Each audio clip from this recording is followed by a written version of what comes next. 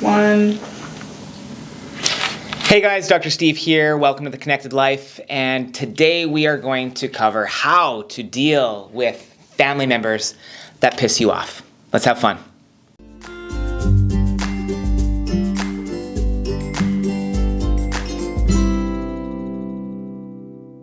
All right, so maybe you could think of a family member that you have that is either constantly irritated and frustrating and kind of blowing your top, just like this character here. And I want to just share with you a little bit about anger because I think it gets a really, really bad rap just because, hey, like it doesn't feel great.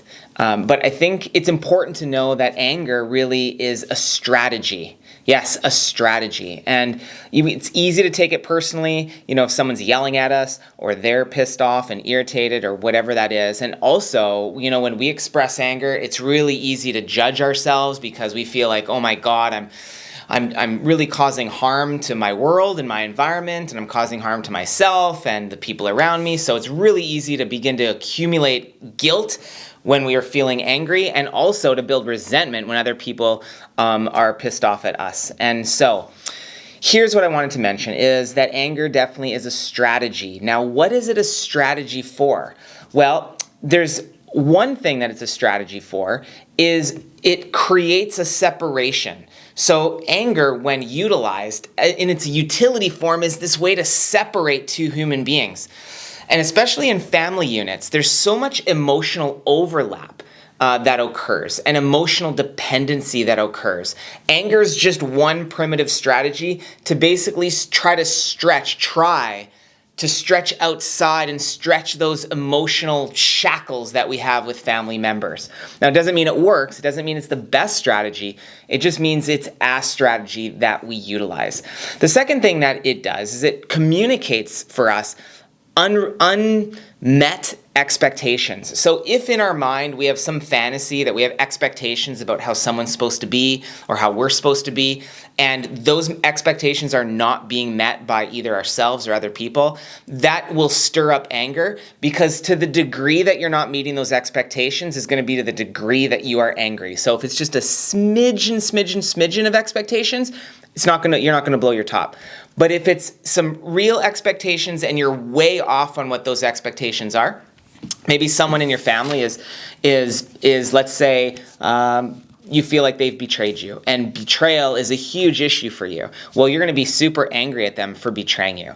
Or maybe you did something that maybe they didn't like, and they had expectations on how you should behave, and now they're pissed off at you. So anger is a communication tool to express that we have a set of expectations and they're not being met. So that's another way.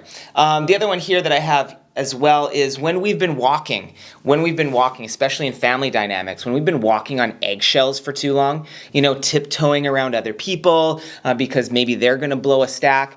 And just feels, and we're trying to avoid the discomfort of that, and we're walking on eggshells. At some point, that's going to get exhausting for us, and we'll probably lose our top at some point, just because it's so energy draining to try to dance around, tiptoe around people on eggshells. So those are three ways. So it reveals to us potentially that we've been walking on eggshells and dancing around issues, maybe not taking our power and saying what we need to say. That's definitely one way that anger can arise. Second way is that it can be a communication tool to express unmet expectations. And the third way is it also creates a stretch of independence within tight emotional units where someone needs like some breathing room and they need to stretch. So those are three main reasons for anger as a utility. So the reason I mention those three things is because when I work with people, it's nice for them to value that part and value what anger actually brings to the table. Because if you don't value it, then guess what? How do you think you're going to feel about yourself every time you do it? well, you're going to feel guilty. You're going to feel like you're harming other people. And the reality is that it's not necessarily harming other people. It's more of a way to express some of these things that I've mentioned, to gain independence, to communicate unmet expectations, or to say once and for all, like, screw this, I've been walking on eggshells for too long. And it's a communication tool and a communication strategy. It's a low, more primitive communication strategy. It's more of a reflexive communication strategy, but it's a communication nonetheless. So let's just take a moment of pause to appreciate the value that it's a communication tool. Okay. Are we done appreciating it? If we put our hands on our heart and say, I love you, anger? Okay, great. I think we worked through that. So now what do we do? Well, now what we can do is we can take, let's say someone in our family is really making us feel and look this way. So what we can do is we can identify, ideally what we do is we identify the precise behavior that they are doing. And it's not that they're being an idiot. We want to exclude labels. We want to get labels out of it. What we want to do is we want to find out and discover the exact behavior that they are doing. Maybe they are talking rudely. You'd say they're being an idiot, but really what you're saying is they're talking rudely to me. Okay, that's one thing that could anger you. Or they're ignoring me. They're crossing their arms and turning their back to me. Okay, so we want to break down, like, you can start with the bigger label of like, hey, they're being an idiot, they're being a jackass, they're being annoying.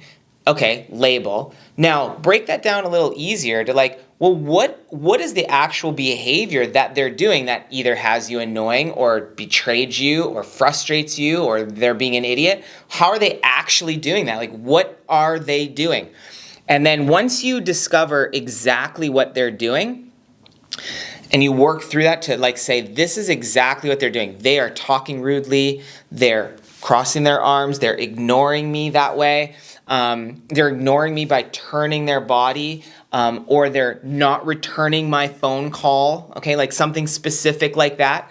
Then we've got that kind of nutted down right to the core of what the irritant or trigger is or whatever that is that's really kind of like stirring that emotion in you.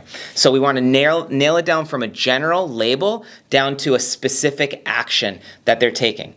Now, once you got this specific action that's there, then what we're going to do is I'm going to coach you through an exercise on how to deal with that and actually change the energy dynamics of that so that you can free your tensions in your body, open the heart, clear the mind, and you can get down to reality. So we're going to introduce that on the exercise portion. So now, what specifically is bothering me? If you're just joining the video at this point, I want you just to kind of like rewind a minute and a half or so, and I want you to go through that exercise, going from labeling someone to getting super specific as to the actual thing that's really bothering you. Now, this thing, that's bothering you is charged and hooked into the fight or flight system that you have, what I've called the sympathetic system, the fight or flight system. So this thing that's bothering you has your biology, hooked into the sympathetic fight or flight pathways. So what we are looking to do in this is we're looking to basically take some of the charge off of that fight or flight system so that you can feel more ease in your body and more clarity in your mind so that they don't have so much power over you. Because as you think about them and as you stew about them, they're basically taking up, as they say, free real estate in your brain, and they're actually governing and ruling and having power over your body and your energy. Is that what you want? I would imagine not. So, but just know that until that clears, they have power over you. They have power over your body, your energy, and the real estate of your brain. So wouldn't it be valuable if we could just clean them up and clean our perception up so that we can release that and not take up any more time or energy? Okay, so what specifically is bothering me? Okay, I got it. I got specifically what's bothering me. They're talking rudely about. Okay, now the next point to start to discover is I want you to find a moment in time where you spoke rudely about someone.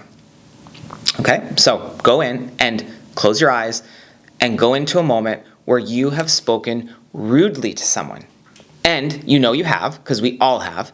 So go to a moment where you've spoke rudely to someone. It could be a parent, it could be a teacher, it could be a friend, it could be a colleague. It doesn't really matter who it is, but there's someone in your life that maybe you're picking on, maybe you've spoken rudely at. So I want you to go to that moment where you have done that. Okay, so when you are thinking about your action of speaking rudely, I want you to just ask yourself this question. Is in that moment of speaking rudely, what's the benefit to me? What is the benefit to me of speaking rudely? What is the benefit of speaking rudely in that moment? And also, as I speak rudely to them, what's the benefit to them? Okay, so consider that. So think of the speaking rudely, we'll call SR, speaking rudely. If you go to the moment where you spoke rudely, I want you to know what is the benefit or value, benefit to me, and what's the benefit to them?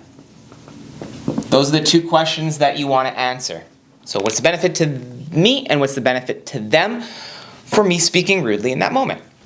Okay, now, the reason that we do this is that I want you to start to unpack what the value of speaking rudely is. Because it has a high charge, you have a high emotional charge on that, we want to actually start to sort out in the mind why that's actually a benefit and why that's a valuable expression or way about going about business. Because you're so irritated with them doing it that we want to see and first acknowledge that you've done that before, okay? That you've done that before. That's an old spiritual principle of seeing others in yourself and seeing yourself in others. So that principle is just finding moments where you have done that to other people. Okay, great. So once you track those moments down, and maybe I'd encourage you to find 5 or maybe 10 moments where you've done that with other people. Then what you want to do is unpack and say, okay, what was the benefit to me in that moment? And what was the benefit to them in that moment? And what that does is if you find 5 or 10 moments, finding the mutual benefits, then what you're going to do is you're going to start to lighten your emotional load, and you're going to start to understand. You're going to start to understand yourself better, which means you're going to understand the other person better.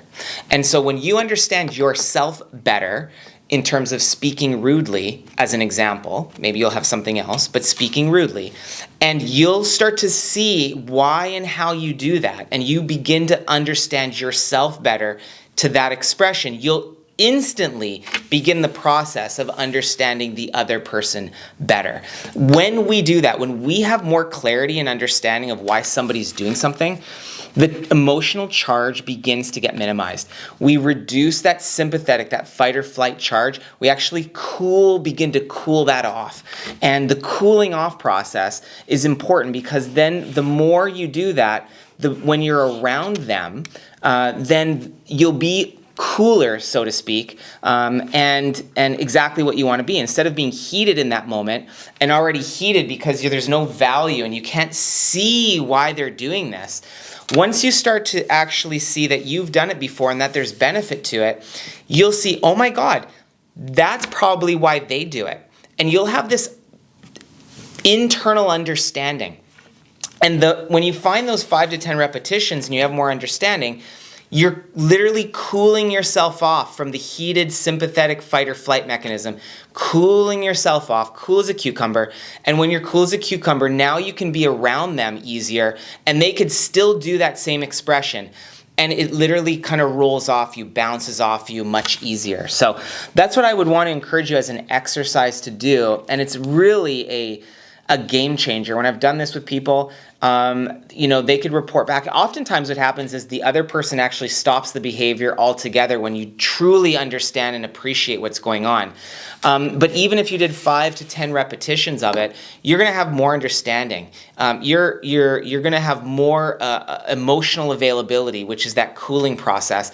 And you're going to be more of a cool cat around them. You're going to be more flexible, more nimble as they go and express and do their expressions. So this exercise, I tell you, is definitely worth doing. This is how you do it. So you just find a moment where you've done it. You find the benefit to you in that moment and the benefit to them in that moment of you doing that. find 5 to 10 repetitions of that, you'll begin to cool off and you'll begin to see yourself in them and you'll begin to understand them a lot easier so that when they interact with you, guess what? You're the cool cat. And who doesn't want to be the cool cat sometimes? So I hope this exercise was really helpful for you, and I look forward to seeing you next time on The Connected Life. Hey guys, Dr. Steve here. If you hate this channel, leave a nasty comment below and don't subscribe. But if you do like this content, I'd love for you to be able to hit that subscribe button, hit the like button, and leave a wonderful, inspiring comment below as to what you're learning. So we'll talk to you soon.